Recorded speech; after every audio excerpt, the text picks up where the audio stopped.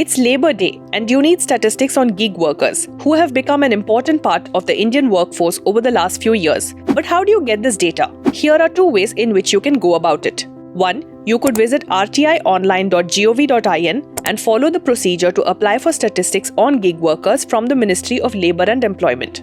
The official period in which you should get the information you requested is 30 days, but keep in mind that the wait can be longer in some cases. Once you do receive the information, you can get down to compiling the numbers from the raw data received from the authorities, collate and clean it, and analyze the stats manually. This process should take at least 6 hours. The second option is that you could visit dataful.in, log in or create an account, search gig workers, click on the relevant dataset, sourced from the Niti Aayog and eShram portal, check the dataset preview to see if it has the information you need. Here, you can see the period for which you are getting data, which is 2021 to 2024. Finally, download the datasets you think are relevant to you in your preferred format.